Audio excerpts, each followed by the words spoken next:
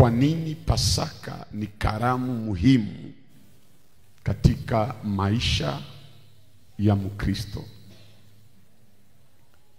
au kwa nini Pasaka ni karamu muhimu katika maisha ya mkombolewa. Tumegusa vitu fulani.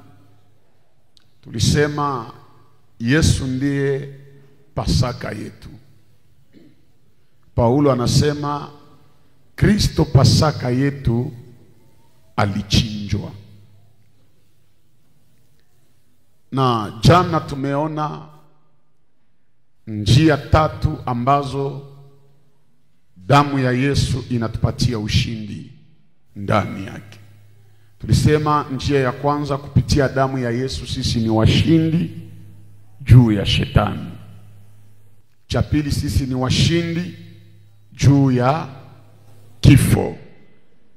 Cha tatu tukasema sisi ni washindi juu ya dhambi. Na kwa kumwaga damu yake ndo tumepata ushindi ule. Ndo maana Ufunuo 12 mstari wa 11 Biblia inasema walimshinda yule shetani kupitia damu ya mwana kondoo. Bwana Yesu asifiwe. Bila damu ya Yesu hatungepata ushindi. Bila Yesu kufa msalabani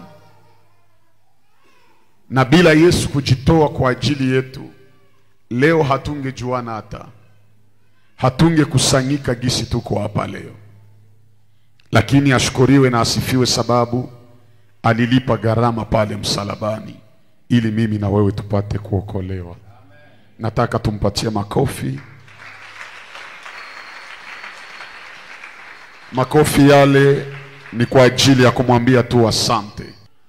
Sawa, tusome neno la Mungu. Leo tunaingia katika vitu fulani ambavyo tutajikuta namna gani damu ya Yesu ilimwangika. Tutasoma shairi nyingi leo, lakini aliye na Biblia ya Kiswahili atatuchukulia kitabu cha Mathayo sura 26 mstari wake wa 36. Luka 22 mstari wa 42 mpaka 44. Matthieu chapitre 26 verset 36. Luc chapitre 22 verset 42 à 44. Tunasoma Injili ya Yesu Kristu kama alivyoandika Mathayo sura 26 na verse yake ya 36. Tunasoma katika jina la Yesu Kristo. Amen. Kisha Yesu akaenda pamoja na wanafunzi wake mpaka kwenye bustani iitwayo Getsemani. Sema bustani iitwayo Getsemani. Akawaambia, kaeni hapa wakati ninakwenda kule kuomba. Ni neno la Bwana. Amen. Tushangilie usomi huo.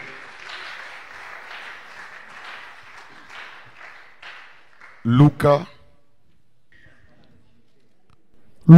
sura 22 na verse yake ya 42. Tunasoma katika jina la Yesu Kristo. Amen. Akisema, Baba, kama ni mapenzi yako niondolee kikombe hiki, lakini si kama mimi nipendavyo, bali mapenzi yako yatendeke. Malaika kutoka mbinguni akamtokea akamtia nguvu, naye akiwa katika maumivu makuu akaomba kwa bidii, nalo jasho lake likawa kama matone ya damu yakidondoka ardhini. Amen. Amen. Makofi hasa mazuri kwa ajili ya usomi wa neno la Mungu. Nataka nizungumzie kuhusu vidonda ambavyo Yesu alivipata. Na hivi vidonda muna mafundisho mengi sana. Aliumizwa, aliteseka, alionewa. Tena wale waliomtesa ni wale ambao alikuwa anataka kuwaokoa. Mara mingi wale wanaotufanyia mabaya ni wale ambao tunasumbuka kwa ajili yao. Mara mingi wale wanaotuumiza ni wale ambao tuko na teseka juu yao. Na watu kawaida yao hawazoei kuona sacrifices zile tunafanya juu yao. Unaweza mfanyizia mtu mema, anakuwa na wewe wakati ulikuwa mwema kwake. Lakini kama vitu vikiharibika, yule mtu anasahabu mara moja mema uliyomtendea. Itafika katika safari ya maisha yako, unajitahidi uwe mtu mwema kwa wengine. Lakini ujue kama duniani, utake wala usitake, si watu wote wataona mema uliowatendea. Lakini kati ya wale uliowatendea mema, ndimo mtakutokea hata wasaliti, watakao kuumiza, watakao kuvunja moyo. Na wakiona unateseka wanakucheka, na wengine wanakuziaki, na wengine wanaweza hata kuambia maneno mabaya, kusema ulikuwa unajionesha, jioneshe tena tuone nguvu zako.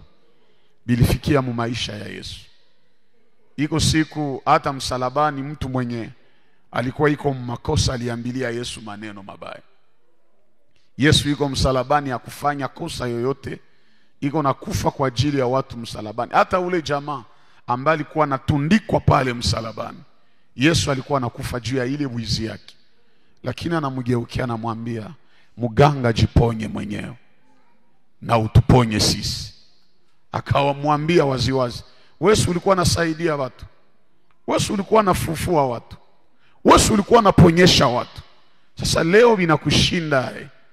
Hakumwambia kwa hali nzuri, alimwambia kwa roho mbaya. Alimwambia kwa kumuonea.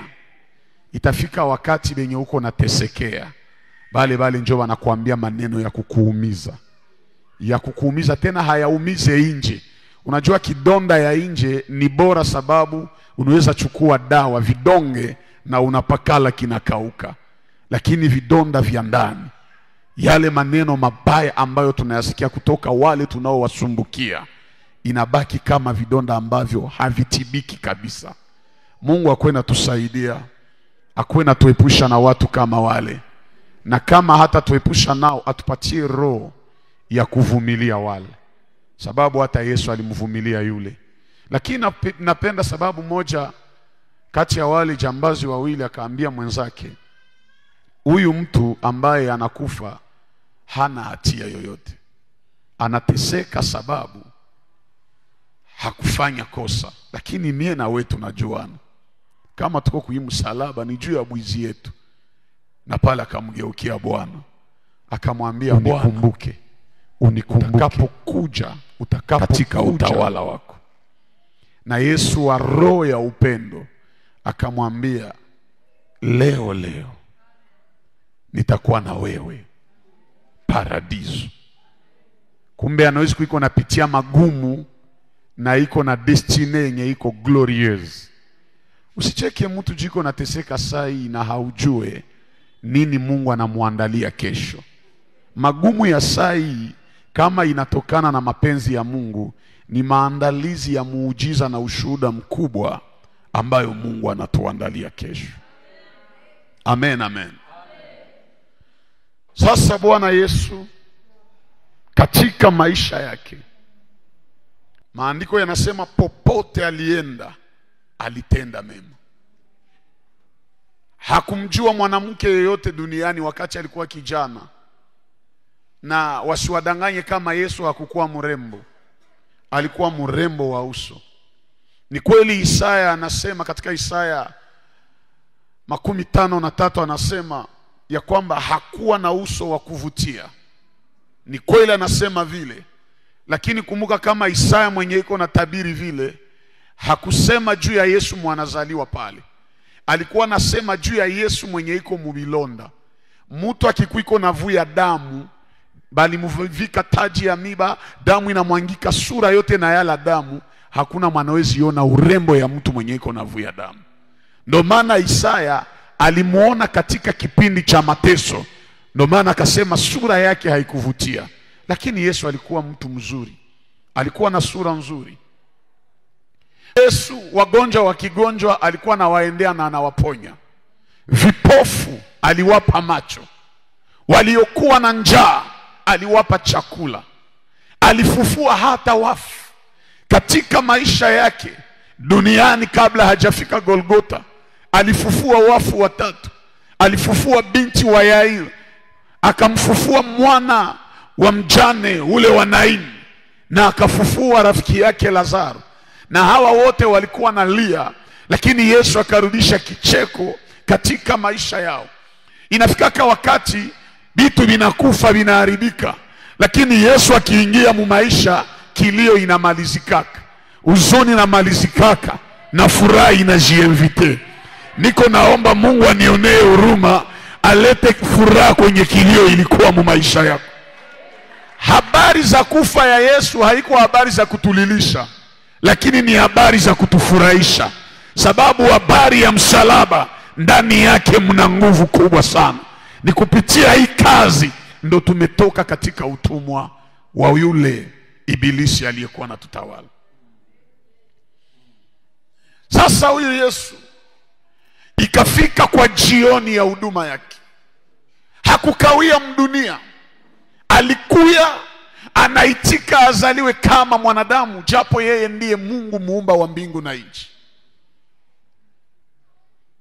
Akakubali aikale katika tumbo ya Maria muda wa miezi 9, na akatoka kuzaliwa, na akazaliwa mahali pabaya, mahali pazarau. Siku mama yake anaenda mzala, aseme kuma hospitali hakukukuwa nafasi. Haimaanishi kwamba fasi haikukua. Fasi zilikuwa kwenye anaweza zali. Juu kuma hopito kunakuwa kama VIP. Kama fasi zilishaisha, kunakuwa kama VIP kwenye banamke banaweza zali. Mais malheureusement, mama yake na Yesu na baba mulishi Yusufu, ba maskini ya haut niveau, habana hata uwezo ya kulipa chambre ya mwenhere kwa hospitali. Wakawaambia hapa hakuna nafasi ya watu kuzaliwa. Seme nafasi zimeisha. Na Maria akatoka akaenda. Uniambie Yesu mwenye ni tajiri wa matajiri, maandiko yanasema alijivua utukufu wake na akajifanya kama mtumishi, kama mtumwa, ili mie na wewe tupate kuokolewa.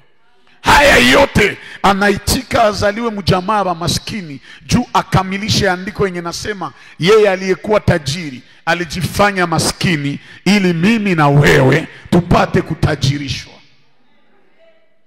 Na huyu Yesu wakati amezaliwa, anazaliwa mahali pa kunuka, mahali pa kulia nyama. Kondoo na ngombe wanakulia pale, mahali ambapo wanaita zizi la wanyama. Na alipozaliwa hawakumchukua kama mtoto mwingine, hawakukuwa na berso ya kumlalisha ndani, bakatandika kukahala ya fasi ya manyama kukulia, yenye Waswahili safi wanaita hori. Ile hori njo saani ya manyama, bakamtia pale. Kumbe katika mafunuo huyu Yesu anakatala azaliwe kwa hospitali, juu hospitali haiwezi itika kondoo izalie pale, lakini nifasi ya manyama njo kwenye kondoo inapaswa zaliwa. Kumutia pale kukahala ya masaa ya manyama kukulia ni kuonesha haiko tu kondoo, lakini ni chakula ya kondoo, na mie na we ni kondoo. Na alipokoma akasema mtu asipokula mwili yangu na kunywa damu yangu hawezi akarizi uzima wa milele. Kumbe Yesu kuzaliwa tangu utoto ni kondoo, juu siku moja aende Golgotha kama mwana kondoo anayeondoa zambi za ulimwengu. Nilijua kama vita itakuwa leo, Juu message za hivi shetani naye hatakaki. Lakini aitikia katale, ujumbe itapita tu. Na tutabarikiwa sana. Basi inafika jioni ya huduma yake. Alikuwa na wanafunzi 12 ambao walibaki waaminifu kwake. Na ndani ya hawa wanafunzi mlikuwa mmoja aliyekuwa anaitwa Yuda Iskariot. Ilipofika jioni ya maandalizi ya Pasaka, akamwambia mzuri, akawaambia wanafunzi, mwende mtamkuta jamaa moja, mtuambie atupatie chumba cha juu pale tuandalie karamu na maandalizi ya Pasaka. Na wakapewa nafasi, wakatengeneza kinywaji, wakatengeneza mkate. Walipomaliza, wanakaa huko juu, Yesu akaanza waambia maneno. Katikati ya maneno aliwaambia, akachukua mkate akaumega, akawaambia, twaeni mle, sababu huu ni mwili wangu uliotolewa kwa ajili ya ondoleo la dhambi zenu. Na akachukua kikombe cha divai, kisha kukibariki, akawapatia, akawaambia, munye, hii ni damu yangu iliyomwangika kwa ajili yenu na kuwaingiza katika agano jipya. Na hapa Yesu akaanza ona kukufa yake na karibia. Njoo akaanza ambia wanafunzi, wakati ya mwana wa Adamu kuuawa imefika. Lakini ole kwa mwanadamu yule ambaye atamtoa. Ni heri asingelizaliwa. Na akasema, katikati yenu kuna mmoja atakayenisaliti. Na aliposema hivyo, akawapatia alama, akasema, wakati sisi tutakuwa tukikula, yule ambaye mkono yake itakutanana na yangu ndani ya sahani, huyu ndiye atanisaliti. Yesu yuko anatia mkono msahani, Yuda naye akatia mkono. Lakini juu Yuda hana dhamiri, akaona Yesu. Watu yote wakajua kama Yuda atafanya mabaya. Lakini Biblia inasema akishaingiliwa na shetani, akaenda kukoopere na bebe alikuwa nataka Yesu akufe. Angalisho na watu kama Yuda. Ni kweli Yesu yeye alikuwa na Yuda jua mtraio. Lakini si leo hatuna besoin ya Bayuda.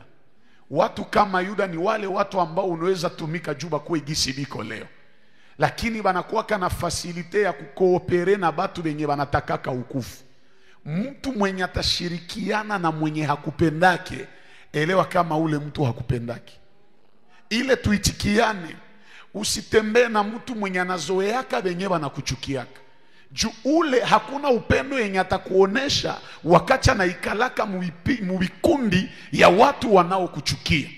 Kama wale wanaokuchukia wataanza kuongelea, yeye atasema nini? Tembea na mtu mwenye anawezi kuwa anakutetea kwa watu wanaokuchukia na hana besoin ya kukuambia nilikusemea. Hapana, mtu mwenye anatembeaka na wanaokuchukia, anacheka nao, anashinda nao na anadili nao, ule ni mtu mbaya sana.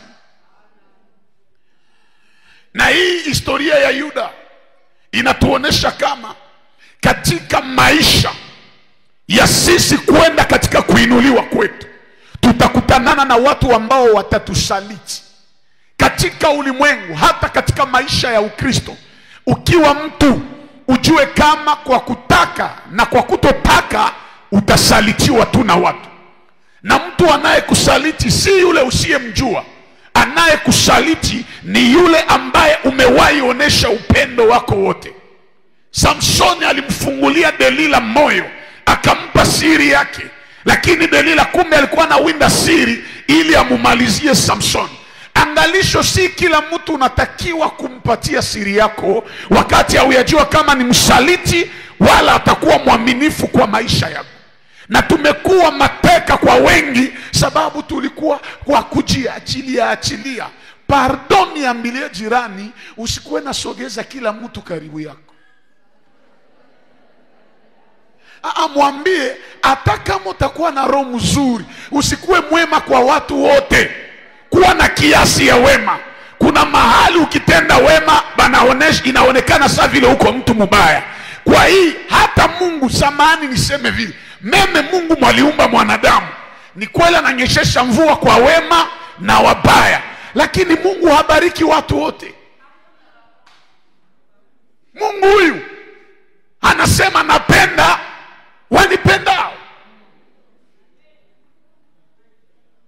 Yuda akatomoka akaenda koopere. Sana koopere wakapatiaka Yuda vipande 30 vya fedha. Akauzishiwa na mtu wa karibu, vile vile ni kama ndugu Yusufu, naye ni watu ya karibu yake, ya jamaa yake, njoo wenyewe walimuuzishaka. Yuda yalijua akiuzisha Yesu atapata makuta, anawina. Kumbe na makuta hata kula na kukufa, takufa mbele ya Yesu. Nifungule parenthese. Yuda alitrairi Yesu, Yuda alimsaliti Yesu, lakini cha kushangaza Yuda akakufa mbele ya Yesu. Mwenyana kutakiaka mabaya, ile mabaya tamupata mbele yako. Mweko na kutakia mauti, ile mauti tamupata mbele yako. Naweka mkono yangu juu, kama Yuda alitrairi Yesu lakini akakufa mbele ya Yesu, kila mwenye atakutakia mabaya, ile mabaya ianzie kwake yeye. Anarudilia, ianzie kwake. Yuda alifikiri akiuzisha Yesu historia ya Yesu itaisha, kumbe iko na sukuma Yesu kutengeneza historia ya nguvu sana. Kusalitiwa ingine ni njia ya kuinuliwa yetu. Oh la la la la. Narudilia, il y a d'autres trahisons qui nous mènent vers notre élévation. Atakusaliti anawaza utateseka, kumbe Mungu aliandaa ile kusalitiwa njoo ikuwe njia ya wewe kuinuliwa. Mkiuzisha Yusufu mnawaza mnamtesa, mnafikiri mmefanya kazi kubwa, kumbe mlimsaidia juu Mungu aliandaa ilfo afikake Misri jua inuliwe. Ni kweli ni trahison, lakini nampeleka mdestine. Pana wengine watakufanyizia mabaya, Mungu anayageuza kuwa mazuri kwa maisha yako. Pana hisia zingine zitaonekana mbaya kwako sasa, lakini Mungu anatoshea pale ushuhuda yako. Anayesema amina, Mungu aifanye vile kwa maisha yake.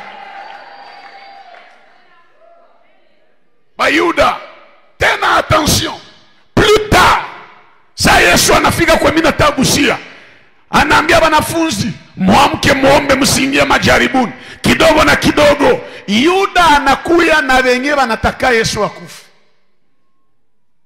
Kumbe alikuwa aliwapatia consigne, yule nitakaye mubusu ni yule ambaye ni Yesu. Na wakati wanakutanana, Yuda nakuya anaambrase Yesu, anamupa busu takatifu.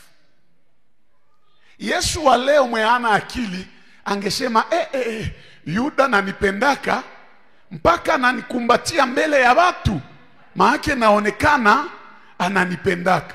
Kumbe attention, haiko kila kukupatia busu takatifu mbele ya watu njoo kuonesha kama wanakupenda.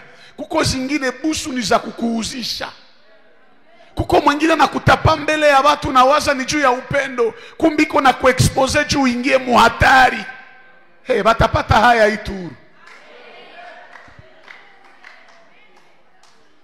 Sasa katika hali hii Yesu ili atuokoe, kidonda ya kwanza iliyopitia maisha yake ni matoni ya jasho yake ikageuka kuwa matoni ya damu.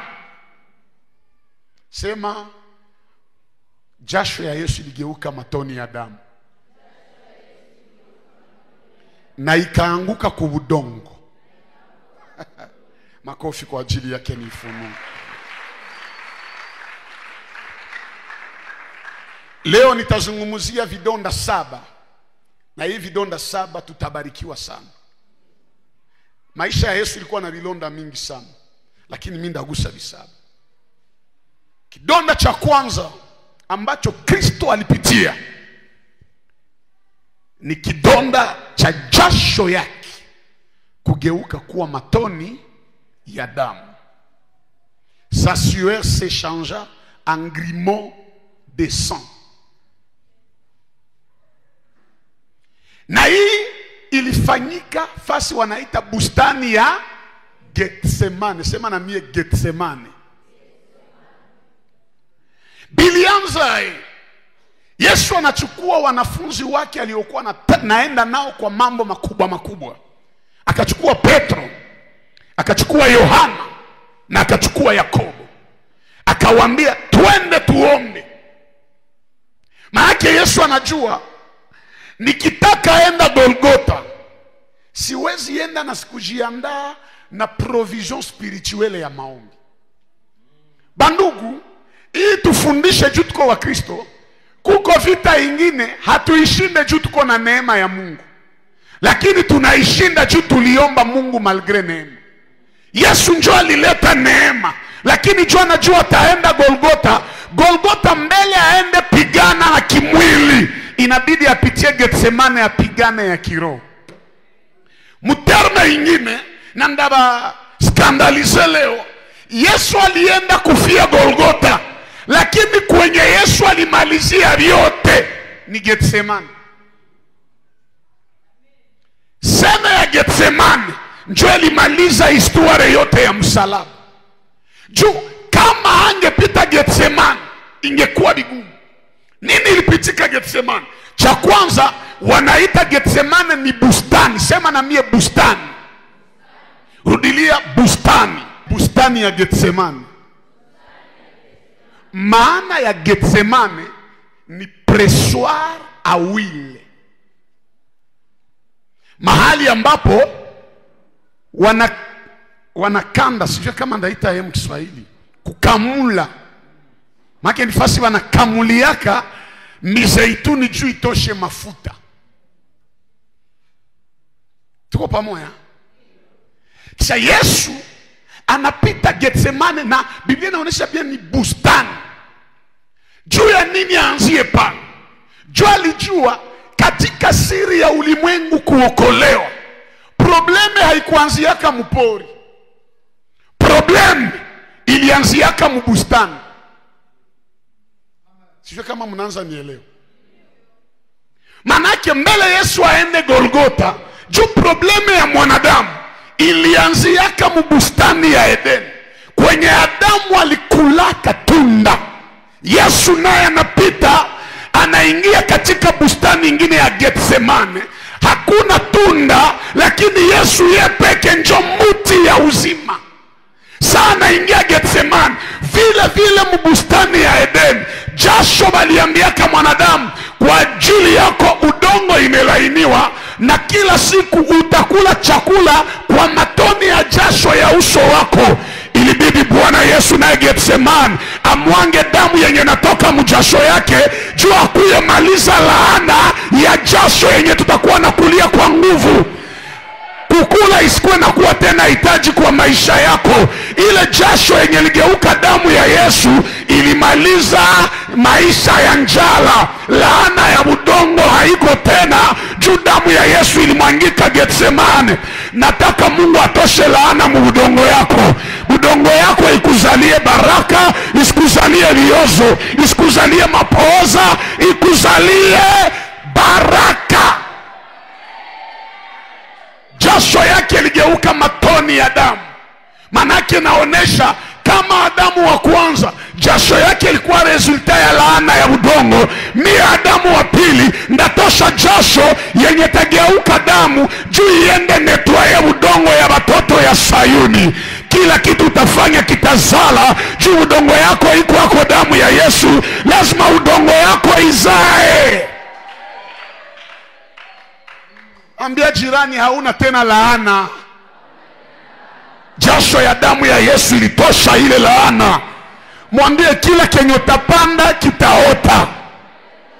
Ukipanda relation iendelee kwa jina la Yesu. Ukiangaje kazi iendelee kwa jina la Yesu. Kila kitu utafanya kiendelee onode. Nipe amina 3 niingie katika mafunuo. Nasikia nipasue vitu leo. Nasikia leo nifungue. Asa tukua kujiapazomwa, nifungule nisifungule, nibomole nisibomole. Papa, mon pasteur Joel aseme saa Yesu iko Getsemane, iko naomba. Aseme jasho imetoka matoni ya damu. Mungu akatuma wa malaika wawili. Haiko juu ya kumuonaona tu, nono, ni juu amutie nguvu.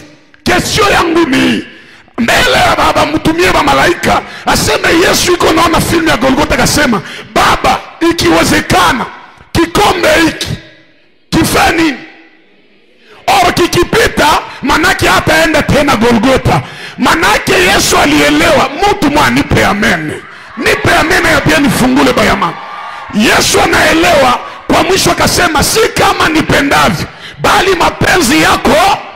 Manake Yesu anatatuambia hivi, kama Adamu wa kwanza yeye mbustani ya Edeni alitimiza mapenzi yake, mimi hapa mbustani ya Getsemane sitatimiza mapenzi yangu, ndatimiza mapenzi ya Baba. Na mapenzi ya Baba ni nini? Yesu akuye juu, akufe juu yangu na yako. Nipe amena ya uchokozi bandugu, nifa ile ingali mwanzo, niongee nisiongee. Saa Adamu alifanya dhambi, si bali mfukuzaka mbustani, Mungu akatia wa malaika wawili kumulango, na wale wa malaika wenye alitia, Mungu akasema juu mwanadamu alishakuwa na ubaya muyeye, tusimuitikie kule mti ya uzima. Njoo Mungu akatia wa malaika wawili bakuchunga mwanadamu asiingie yake. Na Biblia inasema bakapatia wale wa malaika mpanga, maana juu mwanadamu aende kula tunda inabidi apitie kumpanga, ora akionana na mpanga atakufa. Tuko pamoja? Je, tuko pamoja? Ukisoma Wafalme wa kwanza sura 3, ile historia ya Solomono na wale makahaba wawili, kilileta solution nini? Si ni mpanga. Manake mpanga ni jugement. Manake vile Mungu alitiaka ba malaika wawili kumbustani ya Edeni na akawapatia mpanga, alikuwa anataonesha juu mtu akulake hii tunda ya uzima il faut apite ku jugement. Or jugement il faut iangukie ku mtu moja.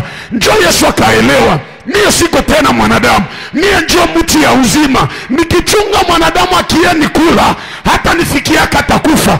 Kumbe mimi Yesu nipigane na baba malaika wawili, niitike kubeba jugement ya Mungu. Ndio maana Isaya 53 inasema le châtiment qui nous procure la paix, aseme ili mwangukia yeye, na kwa kupigwa kwake, kwa vidonda vyake sisi tukapona. Kama mnaona damu inatoka Yesu, maake ulimwengu ya roho yenjo ile mti ya uzima, mwenye alitika apite mpanga, juu akipita moyo ifo damu inatoka, na pale pale anajileta juu akuwe mti ya uzima. Tukimukula tuko na uzima ya milele. Nataka uambie jirani uko na uzima ya milele juu shakula ile tunda. Kama Adamu aliirate, mina wetu liipata. Kitu mina pendea Yesu alijua, wewe hauwezi kutanana na ile tunda. Kumbe yeye peke apite mwile mpanga, akivuka atakukutana. Ulitoka mubahunde, mubanyanga, mubamushi, mubarega, mubanyarwanda, mubahutu. Yesu alikutafuta, haukumutafuta. Yenjo alikutafuta jua kupatia uzima. Nani mtu mwapatia Yesu yowe juu ya uzima?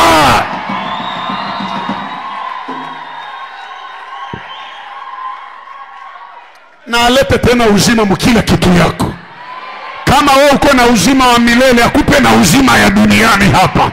Hautakufa kwa mpango ya wanadamu, utakufa mpaka siku unatimiza mission ilikuleta duniani. Nataka kuambia watu watatu, yenjo mti ya uzima ingelikia kwetu. Tulisema Getsemane ni fasi ya kufa nini? Ya kufa nini? Yohana 15 mstari wa kwanza. Yesu anasema yeye ni mzabibu. Yeye ni nini? Or ukibeba mzabibu fasi ya kuifinyanga, si ifo itoshe jus. Njoo maana Yesu salifika Getsemane, ilibidi damu itoke, ni alama ya jus yenye natoka kumzabibu ya malimbuko ya kutupatia uzima. Mie na wewe tulishalewa Yesu zamani. Gusa jirani mwambie Yesu njoo kileo yetu. Tena Yesu ni dozi nike. Ukikuwa naye hautaendaka kwa mwingine. vile vile balevi habatokake mu manyumba za balevi, na mie na wewe hatutatokaka kwa Yesu, tuko kondano kubakia naye.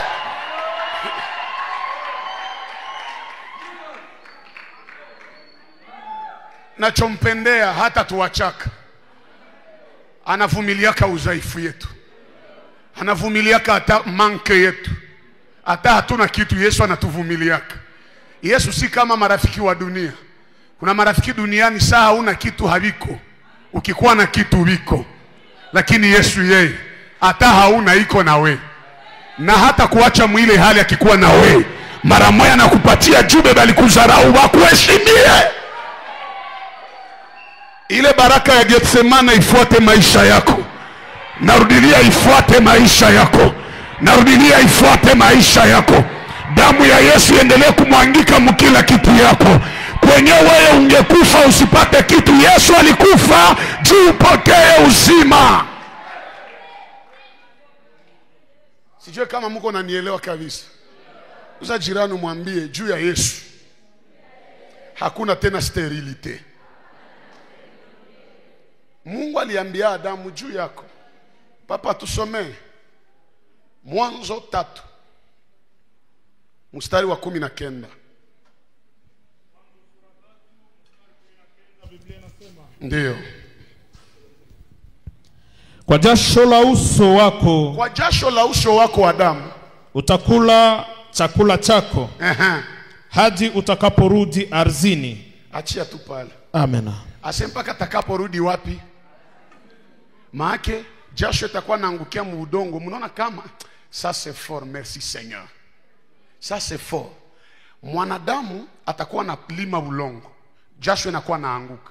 Na ile jasho siko na mwanguka, iko na mwangukia ku udongo. Udongo inaanza mwambia, gisi jasho yako inaniingia, manake naenda kumeza siku moja. Eske tuko pamoja? Mesaya Yesu anakuya, yana mwanga jasho yake ku udongo, porque mie na wewe ata jasho yetu na mwangukia mu udongo, udongo haitatumezaka tena. Na atona kufa leo na kumeza itakutapikaka siku ya parapanda. Juu fasi yako tena hauko wa dunia, unakuwa wa wapi? Gusa jirani mwambie hauko wa chini, uko wa juu. Ni vya mzuri au haiko vya mzuri? Vya mzuri sana. Mimi nasikia kabisa mtu mwana anasema sana. Na lete vya mzuri vingine vya sana mu maisha yako. Lakini nisikie. Mbele niache hii kilonda niseme hivi. Pale wakati Yesu kwa Getsemane alienda na Petro, Yohana na Yakobo juu waombe. Mekufika Getsemane, aba jamaa batatu benye Yesu alikuwa naamini bakalala. Yesu alibabeba jua na jua batamsaidia mkuomba. Muselection ya Yesu alijuaka nikibeba Petro sikunda endaka omba usiku. Petro mwalikuwa na lalaka mubato, halalake usingizi, analalaka macho wazi. Kamem kuomba na mie haitamshinda. Me ile siku na Petro mwenye alikuwa anapitisha usiku yote bila kufunga macho, ile siku akalala. Paka Biblia nasema njoo ya kwanza Yesu akakuwa na tristesse muro yake. Anakia ona anamwambia, Petro, na wewe unalala, hauwezi omba hata saa moja. Wakati ingine unabanana na watu, unajua huyu atanisaidiaka. Tena atanisaidiaka wakati enda kwa mkipindi ya nguvu. Kumbe ulidanganyika.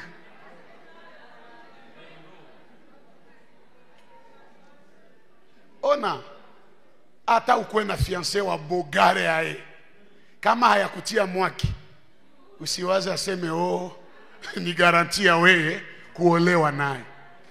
Wako ni mwenye anakusaidia kama mkipindi ya nguvu. Mwenye haweze kukusindikiza mkipindi kizito, ule haiko wako. Apana bale benye sabi tubiko butamu, uko mujaza za bien, pesa inaitika, anakuwa rafiki. Lakini sasa uko na lazima ya service yake, anakukoroga, anafanya sambla. Yesu anamwambia Petro, na wewe unaweza lala. Ase amkeni msije mkaingie majaribuni. Bakalala. Maana wanatamwambia ile majaribu kwa sema haiko yetu, ni yako wewe peke. Pardon, attention, kutembea na mtu mwenye atakuachilia kama kipindi ya nguvu, kipindi yenye uko naye besoin.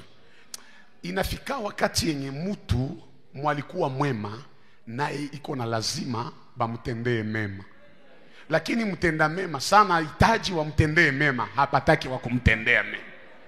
Mwanasaidia naka sana hitaji msaada, hapataki wa kumsaidia. Mungu atusaidie. Ndio maana Daudi samahani, mfalme akaambia wale wanawake, Mungu asipokusaidia ni nani atakusaidia? Kusajirani mwambie usiangalilie msaada kwa mwanadamu. Chunga msaada yako kutoka juu mbinguni. Amen, amen. Lakini mafundisho mengine yenye iko hapa, Yesu alitafuta katala kula kikombe kukimeza, lakini Mungu akamkazia yake. Anaona kinapita, anasema njoo hivi ndakufa vie, siko muibi. Mungu anamwambia kwa kutaka na kwa kutotaka ni yako. Hata ni magumu yako usiikatalaki, lakini fanya nguvu ushinde ile magumu. Tuko pamoja? Wakati mwingine Mungu atapermettre rejet ya watu.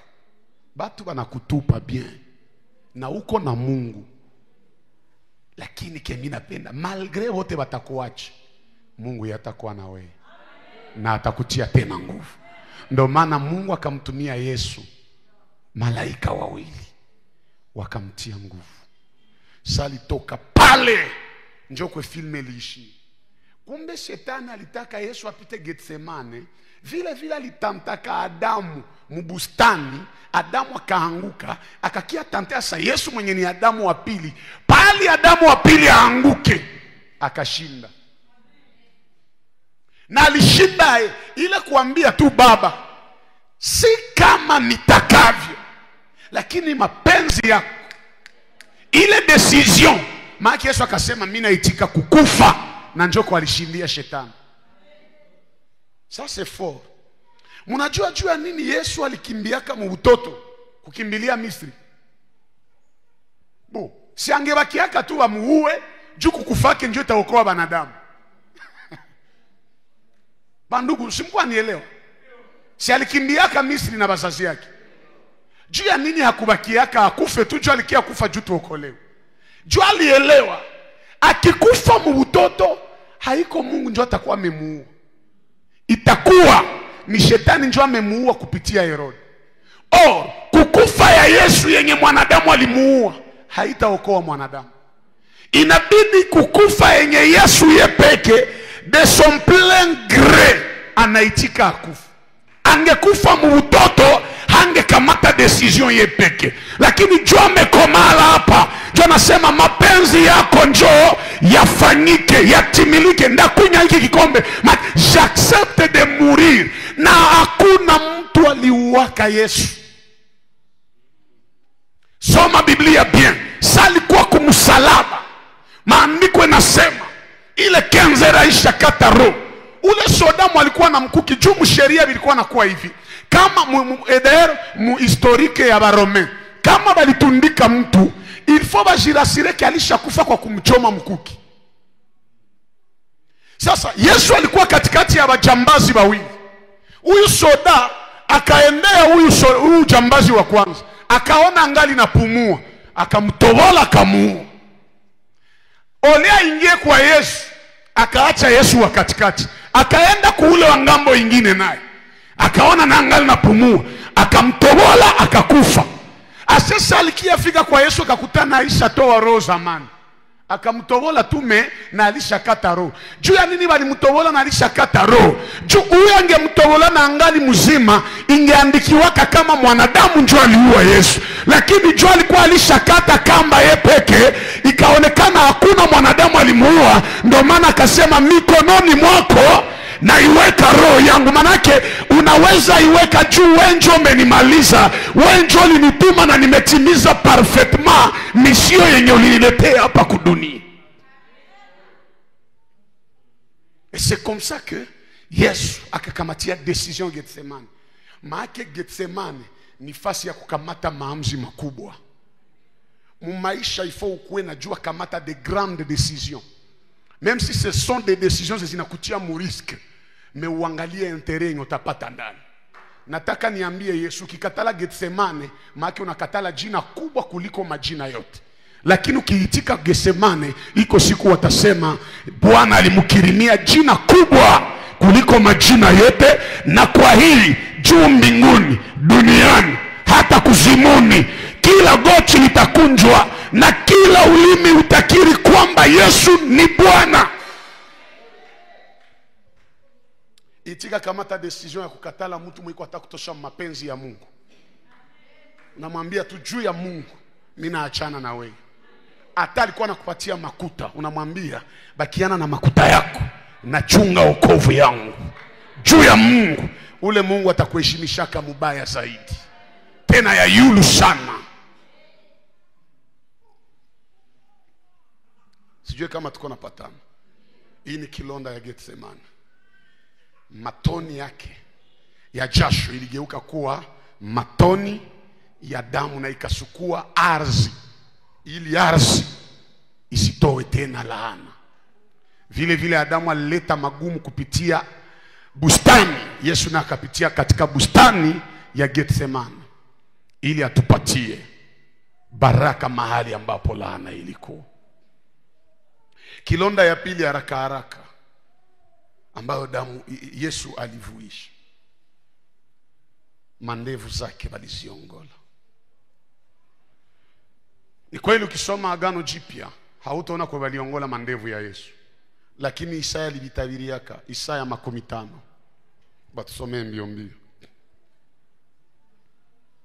Isaya 15 mstari wa 6. Hapa mara moja ndagusa viwili kulimoya: kilonda ya mandevu kuongolewa na mgongo kupigwa. Isaya sura 15 na versi yake ya 6. Biblia nasema, ndiyo, niliwapa mgongo wangu. Pardon, pale ni Yesu njeko nasemea muunabii ya Isaya. Ndiyo. Tuko pamoja? Ndiyo. Niliwapa mgongo wangu. Kwa wanani? Wale wanipigao. Achia kwanza pale papa. Ikala kwanza. Amen. Sema Yesu aligeuza mgongo yake. Kuwenye walikuwa namupiga. Bandugu yangu, saa yenye Yesu anatoka Getsemane, wanamfunga, bakampeleka kwa Pilato kwenda samba. Bakamtosha mnyumba ya Pilato, bakampeleka fasi kwa walikuwa nafanyizia maprocès public. Yenye nadhani mzee mwenye iko mubya sheria najua kitu wanaita pretoire. Ni fasi kwenye wanafanyiziaka basambishe watu hadharani. Na ni conseil ya ba magistrat na watu ya sheria njo banasimamaka pale. Sasa bakasimamisha Yesu pale, banaanza msambisha. Hakujitetea, akakaa kimya. Yote walimsemea ni bongo, lakini akakaa kimya. Nisikilize, bakusemee bongo lakini usijitetee. Narudilia, hata usikie wanakunenea mambo ambayo hujawahi fanya katika maisha, we waache waseme. Kaa kimya, acha Mungu atakutetea. Hakuna kitu naweza sema kikupatie sheria mbele ya benye biko na kusemea bongo. Benye biko na kusemea bongo wanajuaka fabrike bongo na mapreve, na watu yote banabaaminia wewe, habata kuamini, banabaaminia hapo, habata kuaminia we mwenye haki. Kwa hii haki yetu tuichunge kwa Mungu. Tukae kimya. Wakati unataka jitetea, unapatia nguvu benye biko na kusema. Mtu mwaka semaka ni Fransai ya zamani yenye tulikuwa, unaona sasa tulikuwa kumasomo, tulikuwa na hatuyajua Fransai bia, kila kaboro kenye nikakosadau tulikuwa natembea nako. Parce que on répond les par Niambilie jirani, wajibu kwa ukimya wako. Hata wanakuchafua, wajibu kwa ukimya wako. Wakati ingine kimya ni hekima inayozidi maneno isiyokuwa na mafaa.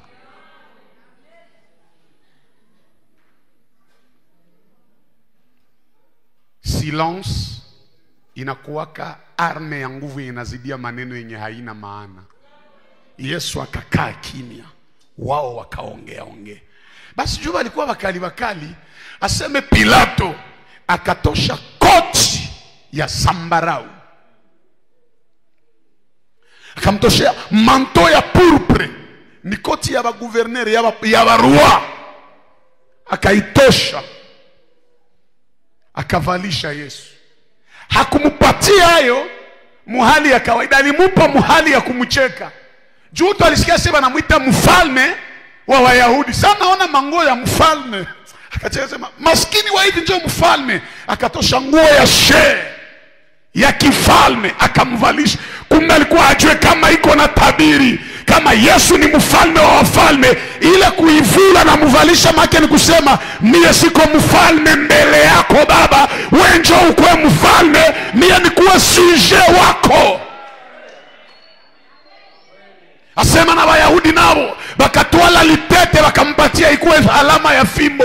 Asema kaanza piga magoti mbele yake, tutawale mfalme wa Wayahudi. Kumbe walikuwa hawajue kama ilikuwa imeandikwa katika Mwanzo 49 ya kwamba Yuda fimbo ya ufalme itaingia mu mikono yake mpaka siku Shilo atafanya nini?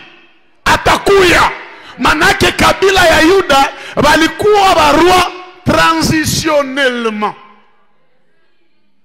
balikuwa barua mu transition. Sasa fimbo ya ufalme walikuwa nayo, mwenye nayo ni Shilo, na ule Shilo naitwa simba wa kabila la Yuda. Saba namupa ile fimbo, baba na wasa liko na muzi yaki, juu fimbo ya litete niye iko faible, iko fragile. Kumbe abajue kama ni mufragilite njoo ya nguvu linatokea. Banamupa fimbo kwa kumucheka, kumbe bana reconnaître ke banafanya remise et reprise, banamurudishia fimbo jie njo Shilo alishafika. Tuko napatana. Alafu hapa Pilato akaamua apigwe fimbo.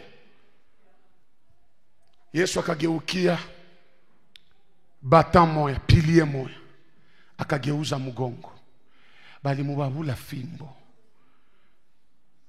Ile fimbo yenye liko na mpiga njoo Isaya anasema j'ai tourné même mon dos à ceux qui me flagellaient.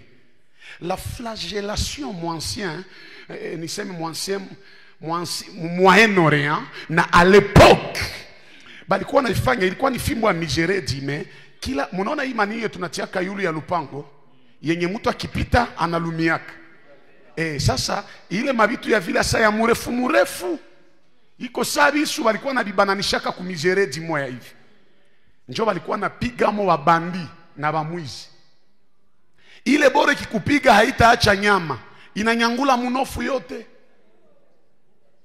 Yesu akageukia ukuta, akapiga fimbo, na wataalamu wa moyo wanasema alipigiwa 39 fwe. Alipigwa make mgongo yote ikatoka nyama. Akaanza onekana colonne vertebrale njoo iko naonekana. Mekitu mimi napenda hapa kupiga katumbo ya Yesu. Yesu aliacha mgongo njoo ipigiwe, me akaprotege tumbo. Wakati mwingine Yesu anaachaka watu waseme juu ya pase yako, lakini anaikala juu atumike future yako ikorije pase yako. Na nikiingia katika mafundisho katika Biblia, ukisoma Joshua sura 7 mstari wa 8, maandiko inaonesha kama mwenye alikuwa anaonesha adui yake mgongo manake ameshindwa. Ukikimbia manake umeshindwa, njoo adui atakufahamu baya. Hata Daudi niko navisema katika kitabu kile cha Zaburi 21, anaongea wazi, aseme usiache nigeuzie adui zangu mgongo. Make mterme mwingine, usiache mimi napata haya mbele ya adui nibakimbie ionekane nimeshindwa. Sasa Yesu yeye kugeuza mgongo haiko jiko na kimbia baadui, lakini alijua mimi na wewe tuishapata maesheki. Kumbe umwageuze mgongo yake, bamupige fimbo. Kila fimbo alikuwa anapigiwa ilikuwa nabeba esheke za maisha yako. Mgongo ilikuwa sembole ya humiliation na honte. Hasa Yesu anageuza mgongo porque haya yote ya maisha yako ingie kumgongo yake. Nigusie jirani mwambie Yesu alibeba aibu ya maisha yako yote.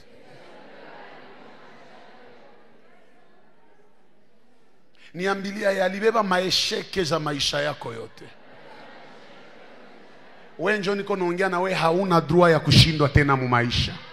Narudilia, hauna droit ya kushindwa mu maisha juu mgongo ya Yesu ilichubuliwa juu usishindwe tena. Hautakimbia tena mbele ya adui, lakini adui atakimbia mbele yako.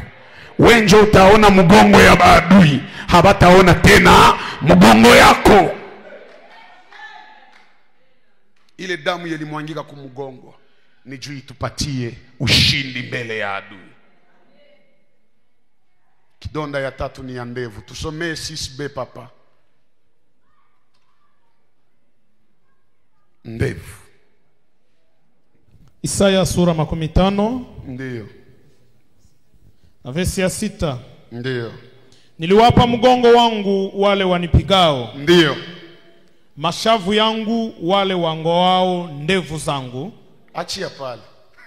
Ashali bapatia na machafu. Amen. Unaona kama ndevu za Yesu hazikukua tu hapa na huko. Zilikuwa mkiona mimi naiweka mjue mimi namuiga Yesu. Amen, amen. Amen, amen. Sasa Muisraeli mwanaume mwehana mandevu, pardon hapana leo. Juko wenye habana hazo hapa. Mwanaume mwehana mandevu alikuwa hajiamini yake. Na wanamke walikuwa na muone yake. Na ilikuwa inaonekana saa vile haiko mwanaume mwanaene. Juu hana heshima. Oh, ni Biblia haiko mie. But some Mambo ya Nyakati wa kwanza. Mambo ya Nyakati wa kwanza 19 mstari wa kwanza hadi 4. Msikie vile juu ya mandevu zilikatiwa ya haba jamaa. Daudi anasema msikuye huku msinipatishe haya. Soma papa. Mambo ya Nyakati ya kwanza sura 19 na verse ya kwanza. Kushuka mpaka 4 papa. Kushuka mpaka 4. Ndiyo. Baada ya muda Nahashi mfalme wa Amoni ndiyo akafa. Mwanawe akaingia mahali pake kama mfalme. Ndiyo. Daudi akawaza nitamtendea mema Hanuni mwana wa Nahashi kwa sababu baba yake alinitendea mema. Ndiyo. Hivyo Daudi akatuma wajumbe ili kumfariji Hanuni kwa ajili ya kifo cha baba yake. Si Mungu nasikia anafaro mbaya pale. Hapana. Si ni wema ile anasema baende mfariji. Kabisa. Ndiyo papa. Watu wa Daudi walipofika kwa Hanuni katika nchi ya Waamoni, ndiyo, ili kumfariji, wakuu wa Waamoni wakamwambia Hanuni, ndiyo, hivi unadhani Daudi anamheshimu baba yako kwa kuwatuma wajumbe kukufariji? Je, hawa watu hawakuja kuipeleleza na kuidadisi nchi ili waishinde? 4. Kwa hiyo Hanuni akawakamata wale watu wa Daudi, bakatwala watu ya Daudi, akawanyoa ndevu. Mnasikia? Akawafanya nini? Akawanyoa ndevu. Make ujamali jua heshima ya Waebrania, ndiyo, heshima ya Wayahudi ni kuweka ndevu. Sasa acha nibakate mandevu. Endelea papa. Akakata nguo zao katikati, ndiyo, kwenye matako. Endelea. Akawaondoa waende zao. Endelea papa. 5. Ndiyo. Mtu mmoja alipofika na kumpasha Daudi, akafikishia Daudi habari za watu hawa. Ndiyo. Daudi akasema nini? Akawatuma wajumbe wengine. Daudi akatuma wajumbe waende ambia wale wajumbe wengine kuwalaki kwa sababu waliaibishwa sana. Waliaibishwa sana. Endelea. Mfalme akasema. Akasema nini? Kaeni huko Yeriko. Mubakie Yeriko, msikie Yerusalemu. Mpaka ndevu mpaka zenu siku ndevu zitaota. ziote ndipo mtarudi. Manake kama ndevu haziaota, msifike huku msinipatishe haya. Sasa Yesu anaacha ndevu zake baziongole. Juu tangu Adamu aibu ilivala maisha yetu, heshima tukapoteza, ilibidi waongole ndevu ya Yesu apoteze heshima yake. Juu mimi na wetu ivale, juu mimi na wetu ibebe. Uza jirani mwambie alizarauliwa juu mimi na wetu heshimike. Manake sai na mwanaume na mwanamke uko na mandevu za kiroho. Gusa jirani mwambie usicheze na mimi niko na mandevu. Ile mandevu manake ni heshima. Umwambie usicheze na mimi niko mheshimiwa. Juu ya Yesu sisi ni honorable. Bonsoir les honorables. Salimia batano bambie tuko ba honorable bwana. Mwambie bien tuko ba honorable papa, tuko ba honorable juu ya mandevu yenye baliongola Yesu. Tuko ba honorable mzee wangu, tuko ba honorable wazee. Waheshimiwa, amjambo waheshimiwa. Narudilia mjambo waheshimiwa. Na ile heshima mpaka parapanda Italia tutabaki waheshimiwa.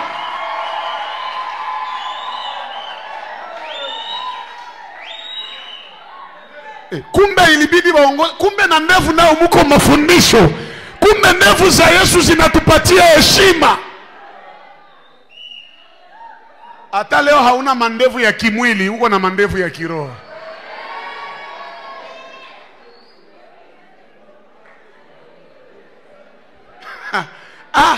Mimi naona mnafurahi kweli. Tupatie basi Yesu makofi mazuri, mazito ya heshima ya shindo. No. Mimi nataka tuaklame mu maniere ya ba honorable. Munafataka mplenyer, bale ba jamaa banapiga njo hivi kumeza. Maana upige kukiti njo kushangilia ya sai. Shangilia ki honorable. Bwana akutetee tena na akupatishe tena, akupandishe tena heshima zidi ya heshima.